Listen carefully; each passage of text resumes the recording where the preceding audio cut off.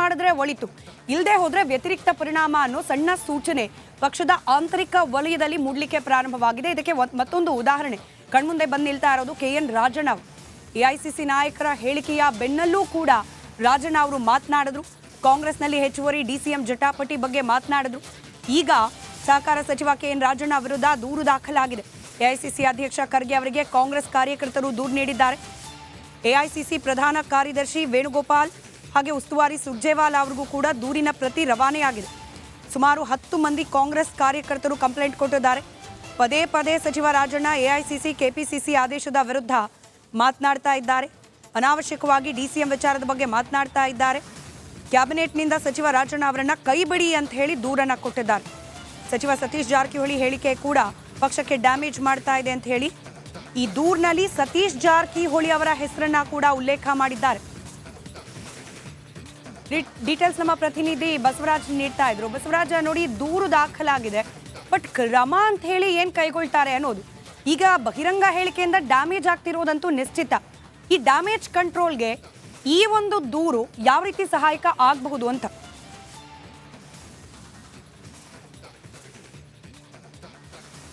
ಖಂಡಿತ ಸ್ಮಿತಾ, ಯಾಕಂದರೆ ರಾಜಣ್ಣ ಆಗಲಿ ಸತೀಶ್ ಜಾರಕಿಹೊಳಿ ಆಗಲಿ ಹೈಕಮಾಂಡ್ ಸೂಚನೆ ಕೊಟ್ಟರೂ ಕೂಡ ಈ ಒಂದು DCM ಸ್ಥಾನದ ವಿಚಾರವಾಗಿ ಹೇಳಿಕೆಗಳನ್ನು ಕೊಡೋದು ಮಾತ್ರ ನಿಲ್ಲಿಸಿಲ್ಲ. ಮೊನ್ನೆ ಕೂಡ ಸುರ್ಜೇವಾಲಾ ಅವರು ಕೂಡ ಆ DCM ಸ್ಥಾನದ ಒಂದು ಪ್ರಸ್ತಾಪ ನಮ್ಮ ಪಕ್ಷದ ಮುಂದಿಲ್ಲ ಅನ್ನುವಂಥ ಹೇಳಿಕೆಯನ್ನು ಕೊಟ್ಟಿದ್ದರು.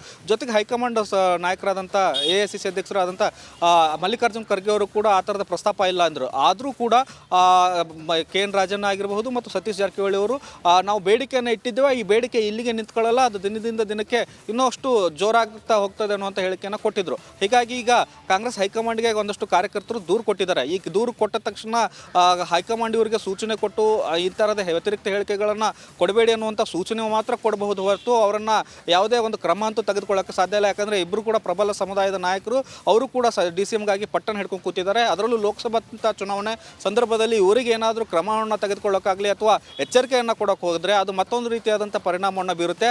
ಆದರೆ ಒಂದು ರೀತಿಯಲ್ಲಿ ಅವರಿಗೆ ಸೂಚನೆ ಅಂತ ಕೊಡಬಹುದು. ಲೋಕಸಭಾ ಚುನಾವಣೆ ಮುಗಿಯುವವರೆಗೂ ಕೂಡ ಯಾರು ಕೂಡ ದ್ವಂದ್ವವಾದಂಥ ಹೇಳಿಕೆಗಳನ್ನು ಕೊಡಬೇಡಿ, DCM ವಿಚಾರವನ್ನು ಪ್ರಸ್ತಾಪ ಮಾಡಬೇಡಿ ಅನ್ನುವಂಥದ್ದು ಒಂದಷ್ಟು ಮನವಿ ಮಾಡಬಹುದೇ ಹೊರತು ಎಚ್ಚರಿಕೆ ಕೊಡ್ತಾ ಹೋದರೆ ಮತ್ತಷ್ಟು ಈಗಾಗಲೇ ಸಮನ್ವಯದ ಕೊರತೆ ಕಾಂಗ್ರೆಸ್ ಸರ್ಕಾರದಲ್ಲಿ ಮತ್ತು ಕಾಂಗ್ರೆಸ್ ಪಕ್ಷದಲ್ಲಿ ಇದೆ. ಎಚ್ಚರಿಕೆ ಕೊಟ್ಟಂಥ ಸಂದರ್ಭದಲ್ಲಿ ಮತ್ತಷ್ಟು ಜನರು ಇನ್ನಷ್ಟು ಮಾತನಾಡುವಂಥ ಸಂದರ್ಭಗಳು ಕೂಡ ಉದ್ಭವ ಆಗ್ಬೋದು. ಆ ನಿಟ್ಟಿನಲ್ಲಿ ಹೈಕಮಾಂಡ್ ಎಚ್ಚರಿಕೆ ಹೆಜ್ಜೆಯನ್ನು ಇಡಬೇಕಾಗಿದೆ. ಇವತ್ತು ಮಲ್ಲಿಕಾರ್ಜುನ್ ಖರ್ಗೆ ಅವರನ್ನ ಒಂದಷ್ಟು ಸಚಿವರು ಕೂಡ ಭೇಟಿ ಮಾಡಿದ್ದಾರೆ.